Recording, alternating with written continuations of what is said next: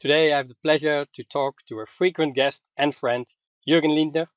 Juergen, welcome again, and this time remotely. And for the people who don't know you, you are the Senior Vice President, Global Marketing Head for SaaS at Oracle. And you speak now to so many executives from all different kind of organizations. What do they see as the greatest challenges they are facing to the transition to a completely virtual work environment? And what's the role of the management right now? It's a great question, Ronald. And first of all, thank you so much for having me, even in a virtual fashion. Today, I invite you into my living room, into my home office. And that's actually been an interesting theme in a lot of customers that we've been talking to. Managing remotely can be a challenge. So I do think, to your question, it's really something where the culmination of managerial trust, an utmost commitment to this virtual type of setup, and honestly, empowerment at every level of the organization is utmost critical to really make it happen. The pandemic really hasn't given a lot of choice. We had to make it happen. And so it's really about how can we get this done for a corporation of even our size. So it's anywhere from senior management to individual contributor all coming together to have a successful outcome. We're doing this interview right now in the quiet period. So from that perspective, I'm going to refrain from a couple of public references that you're going to see come out in a couple of weeks. But want to maybe leave you with an example here, what we did at Oracle, because it was quite mesmerizing, was quite humbling and educational for us as well. And happy to report that despite a completely virtual setting, we still have been able to shave off about 20% of the monthly financial close in a completely virtual fashion. So it is really interesting to see that even in the most daunting times, you can still keep innovating and really work on business processes. For us, it has really shown a spotlight on how cloud can help being effective as a remote tool where everyone comes together. I don't think we could have done it in the same fashion as with an on-premise type of system. So for us, it had really accelerated it, and it had also shown that every business process is impacted at the same point in time. So this means customers are talking to us around thanking us and being on their cloud journey for the first time remotely closing their books, or finding alternative sources of supply in their supply chain, or workforce planning ranks very, very high at the list of every corporation I talk to right now. So it's really interesting use cases that we're seeing. And we feel that cloud is obviously one of those really enabling type of catalysts for that. It's great to hear that the work from home has brought you this type of improvement. An important element in driving success and innovation in this crisis is the human element. So what's the role of cloud technology platforms in this rapidly accelerating all this human potential? To my earlier point, I do think the human ingenuity is quite infinite, Ronald. And from that perspective, you need to preserve, specifically in those times right now, your most critical asset, which is your workforce. So it is where we look very critically, because it's multifold, that type of challenge, right? It's as an HR professional, as the corporation right now, it's really how do you retain the most critical staff, how focused actually on serving the customers in inventing new product, new business ideas.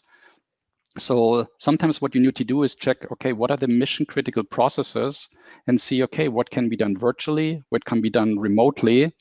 And that is where we feel very strongly that cloud is just such a fundamental piece where customers have shown us in using technology that they could do their workforce planning remotely, giving their talent the possibility to work remotely, which oftentimes with on-premise solution, that would be super tough to do.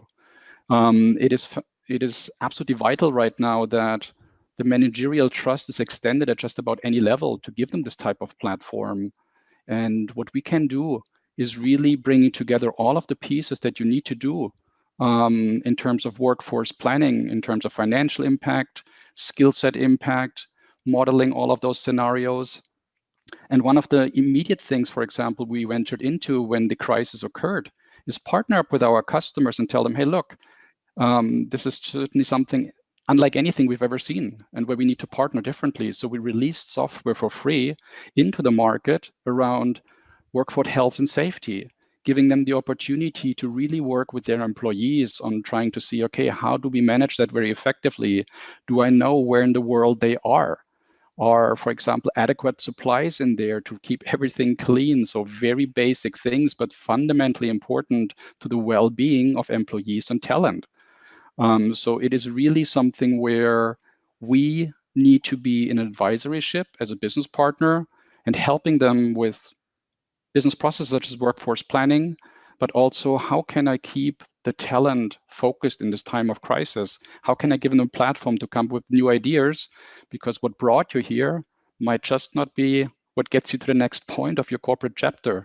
So it's really this digital platform, the combination of a strong back office in the cloud, finance, HR, working together to be this backbone of human ingenuity to fulfill your customers, manage your supply chains, and keep your business humming. That needs to come all together in this time of crisis. I like the example. And I think it shows that many internal and client demands change rapidly right now. And this has a direct effect to the supply chain and to the logistic strategy. How are they shifting today? I mean, we have already seen a lot of conversation with customers around how do I innovate at a rapid pace? How do I shift constantly and adjusting to market conditions? We have seen tariff wars unfolding. So there has already been quite some focus on supply chain.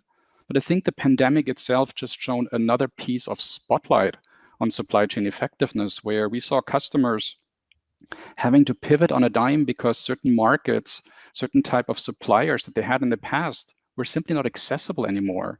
So how do you shift capacity very quickly, for example? So it's how do you manage completely unforeseen spikes and drops in demand? How can you reconfigure manufacturing lines, for example, in the time of COVID with distancing, right? So, I mean, there's so many repercussions. And how do you tackle it from a logistics perspective? It's how do I reduce transportation costs? How do I avoid disruptions? Just about any best practice in supply chain has been put to the test at this point in time, and quite frank, had to be rethought. Even Amazon, for example, had to go on mission critical supplies only. So it's fantastic to really see how certain companies have risen to the challenge, and still while doing this in consideration of conserving cash and carefully managing their working capital. So for us in supply chain, it is really how can we help our customers be this partner, this advisor, in really helping them? How can I increase insight and collaboration? How can I connect to the previous part of our conversation? How I can connect talent, finances, customer type of data to really reshape and reimagine my supply chain from the ground up, potentially to be altered eternally, quite frank, because whatever is the new chapter is being shaped right now. And we do think that decisive action right now is going to shape the corporate trajectory of your corporation, quite frank. So it's about confidence, finding new sources of supply, service innovation, commercialization, trade management. It's all of that. And for that, we feel that you really need to have a complete platform that can help you with that. And that is where we're here to partner, Ronald. Juergen, it's obvious that we need organizations that have resilient operations. Thanks again for joining our show. And for the audience, thank you for watching, and see you in the webinar where we discuss these topics in much more detail. Thank you, Ronald, for having me. Appreciate it.